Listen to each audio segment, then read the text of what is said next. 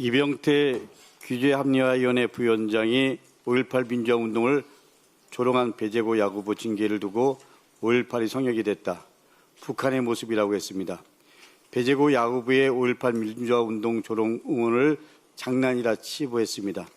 징계를 잘못이라고 비판했습니다.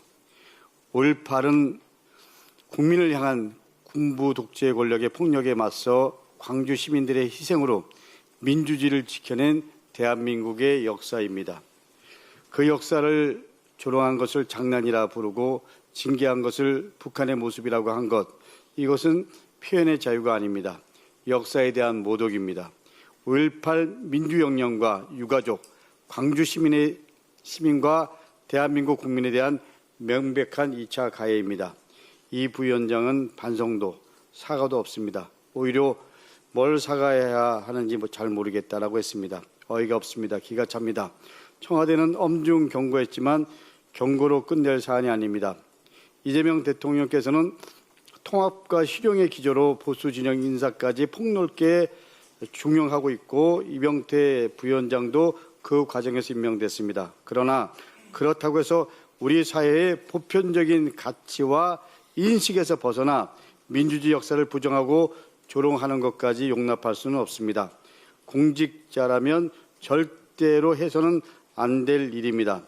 이병태 부위원장은 하루빨리 자진 사퇴하기 바랍니다. 사퇴하지 않으면 즉각 최고 수위의 인사 조치를 해야 합니다. 그것이 역사에 우리가 해야 될 원칙입니다. 오늘 저는 최근에 알려진 세 사건의 피해자에 대한 말씀을 드리겠습니다. 한 명은 20대 여성 군인입니다.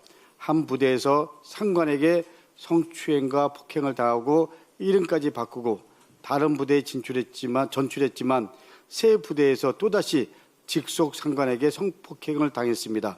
피해자는 지금 공황장애와 그리고 원형 탈모로 고통받고 있습니다. 두 번째 피해자는 간호사입니다.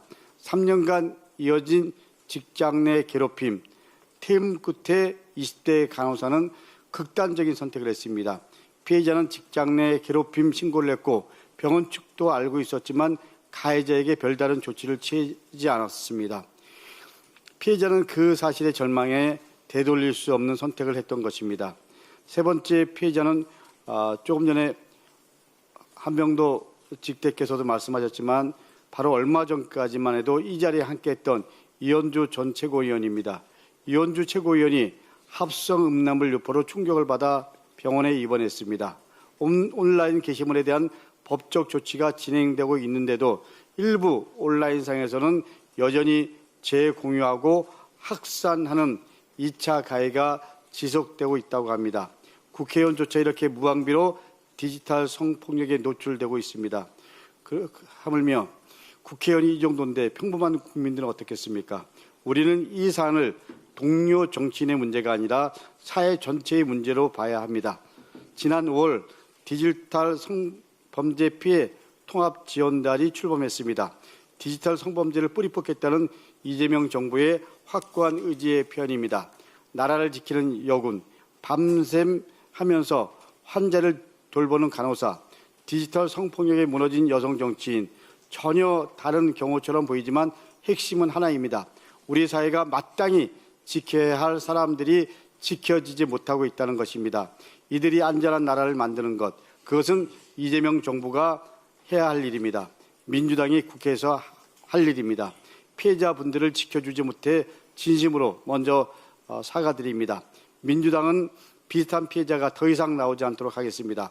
끝까지 함께하며 군사법제도 사각지대 해소, 직장 내 괴롭힘, 솜방망이 처벌 강화, 그리고 딥페이크 삭제, 차단, 신속 처리 등 확실한 근본적인 대책을 마련하겠습니다. 이상입니다.